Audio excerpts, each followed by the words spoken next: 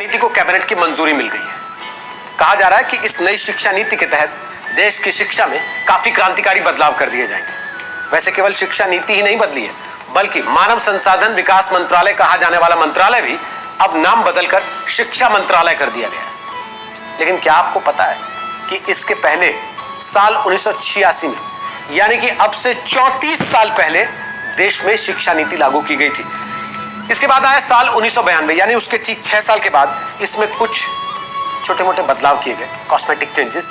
लेकिन मोटा मोटी अगर समझें तो 34 साल लग गए देश में नई शिक्षा नीति को आते आते। इसरो के पूर्व प्रमुख के कस्तूरी रंगन की अध्यक्षता वाली कमेटी के कई सारे विशेषज्ञों ने मिलकर इस नई शिक्षा नीति का मसौदा तैयार किया। तो चलिए आज आपको आसान लहजे में समझाते हैं कि देश की नई शिक्षा नीति में ऐसा क्या क्या बदल गया है जो आपके जीवन में बदलाव लाएगा। सबसे पहली बात पढ़ाई की, यानी बच्चों के लिए इस नीति में क्या क्या है। नई नीति के तहत स्टूडेंट्स को पढ़ाई के साथ साथ किसी लाइफ स्किल से सीधे सीधे तौर पर जोड़ने की कोशिश की जाएगी। अगर आपको ध्यान हो, मोदी सरकार का जोर हमेशा से स्किल डेवलपमेंट पर रहा। अब स्कूली शिक्षा, उच्च शिक्षा के साथ साथ कृषि शिक्षा, कानूनी शिक्षा, चिकित्सा शिक्षा और तकनीकी शिक्षा जैसी व्यावसायिक शिक्षाओं को भी इसके दायरे में लाया गया। यानी अगर आपने स्कूल में कुछ ऐसा सीखा है जो स्किल के तौर पर गिना जा सकता है, जो रोजगार परक कहा जा सकता है, तो उसे आपके रिपोर्ट कार्ड में जगह दी जाएगी। अभी तक क्या होता था? अभी तक आर्ट, म्यूजिक, क्राफ्ट, स्पोर्ट्स जैसे सब्जेक्ट्स थे, वो सहायक पाठ्यक्रम या एक्स्ट्रा करिकुलम का हिस्सा कहे जाते थे। अब नई नीति के तहत ये मेन कोर्स का हिस्सा। इस नई शिक्षा नीति में एक और अहम चीज आ गई है, वो ये कि इसमें मल्टी एंट्री और एग्जिट सिस्टम को मंजूरी दे दी गई है। इसको आपको एक उदाहरण से समझाते हैं।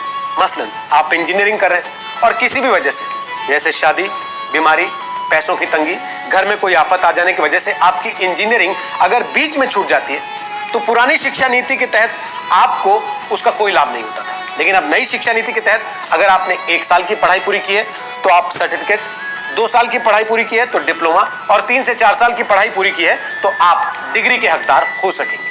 लेकिन इस नई शिक्षा नीति के तहत सबसे ज्यादा जिस बदलाव पर चर्चा हो रही है वो है शिक्षा का 10+2 स्ट्रक्चर। अब उसकी जगह नया आ जाएगा 5+3+3+4 का स्ट्रक्चर। अब आप पूछेंगे कि ये क्या है? सुनने में तो बड़ा टेक्निकल लगता है, लेकिन सुनने में जितना टेक्निकल लगता है, समझने में ये उतना ही आसान है। 10+2 तो आप समझ ही गए होंगे कि पहले कक्षा 1 से कक्षा 10 तक, फिर जमा 1 और जमा 2। लेकिन अब इस पूरी व्यवस्था को 4 हिस्सों में बांटने की तैयारी कर ली गई है। पहला भाग 5, यानी कि पहले 5 साल में प्री प्राइमरी स्कूल के 3 साल और कक्षा 1 और कक्षा 2 को मिलाकर एक फाउंडेशन स्टेज बना दी गई है, जिसमें पहली और दूसरी क्लास में भाषा और गणित पर काम करने पर जोर देने की बात की। नई शिक्षा नीति में 5वीं क्लास तक मातृभाषा, स्थानीय या फिर क्षेत्रीय भाषा में पढ़ाई का माध्यम रखने की बात कही गई है। दूसरा भाग 3, यानी 3 को क्लास 3 से 5 की तैयारी के चरण में विभाजित किया गया है। इसके साथ ही 4वीं और 5वीं क्लास के बच्चों के लेखन कौशल, मतलब राइटिंग स्किल्स पर ध्यान देने की भी बात कही गई। तीसरा भाग फिर से 3, अगले 3 को मध्य चरण यानी क्लास 6 से क्लास 8 तक बांटा गया है। इसमें 6ठी क्लास से वोकेशनल कोर्सेज शुरू करने की बात है। इसके लिए इच्छुक छात्रों को 6ठी क्लास के बाद से ही इंटर्नशिप भी करवाई जाएगी। और फिर चौथे भाग में कक्षा 9 से 12 को विभाजित किया गया है। इसके अलावा कुछ और ऐसी बातें हैं जो इस नई शिक्षा नीति के बारे में आपको जान लेनी चाहिए। मल्टीपल डिसिप्लिनरी एजुकेशन में अब आप किसी भी एक स्ट्रीम के अलावा उसके साथ साथ दूसरा सब्जेक्ट भी ले सकते हैं। माने अगर आप इंजीनियरिंग कर रहे हैं लेकिन साथ साथ आपको म्यूजिक का भी शौक है, तो आप उस विषय को भी साथ में पढ़ सकते हैं। अब स्ट्रीम के मुताबिक सब्जेक्ट लेने पर जोर नहीं रहेगा। रिसर्च में जाने की इच्छा रखने वालों के लिए भी नई शिक्षा नीति में नई व्यवस्था की गई है। उनके लिए 4 साल के डिग्री प्रोग्राम का एक विकल्प दिया जाएगा, यानी 3 साल की डिग्री के साथ एमए करने के बाद एमफिल करने की जरूरत नहीं रहेगी, वो सीधे पीएचडी में जा सकते हैं। इसका मतलब ये कि नई शिक्षा नीति में सरकार ने अब एमफिल को पूरी तरह से खत्म करने की बात कही है।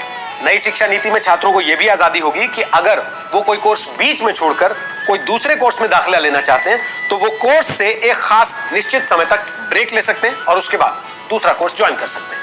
और जैसा हमने आपको पहले बताया कि मानव संसाधन विकास मंत्रालय का नाम बदलकर अब शिक्षा मंत्रालय कर दिया गया। इसका मतलब ये कि रमेश पोखरियाल निशंक अब देश के मानव संसाधन विकास मंत्री नहीं, बल्कि देश के शिक्षा मंत्री कहे जाएंगे। इन सारे बदलावों के अलावा भी कुछ और बदलाव हैं जो इस नई शिक्षा नीति में किए गए। जैसे राष्ट्रीय परीक्षा एजेंसी द्वारा उच्च शिक्षा संस्थानों में एडमिशन के लिए कॉमन एंट्रेंस एग्जाम का ऑफर दिया जाएगा और साथ ही सिलेबस में भारतीय ज्ञान पद्धतियों को शामिल करने के लिए राष्ट्रीय शिक्षा आयोग का गठन करने और प्राइवेट स्कूलों को मनमाने तरीके से फीस बढ़ाने से रोकने की सिफारिशें भी की गई और इस नई नीति के तहत सरकार ने कुछ लक्ष्य भी निर्धारित किए। कहा गया है कि कुल जीडीपी का 6% हिस्सा शिक्षा पर खर्च होगा, जो अब तक 4.43% हुआ करता था। साल 2030 तक एजुकेशन फॉर ऑल का लक्ष्य निर्धारित किया गया, जिसके लिए एनरोलमेंट को 100% तक ले जाने का लक्ष्य है। तो ये है देश की नई शिक्षा नीति की कुछ खास बातें। तो जैसा निदा फाजली साहब ने कहा है ना, धूप में निकलो, घटाओं में नहाकर देखो, जिंदगी क्या है किताबों को हटाकर देखो। लब बोलू अब ये है कि सरकार अब किताबों के साथ साथ शिक्षा नीति में जिंदगी का फलसफा पढ़ाने की भी तैयारी कर रही है।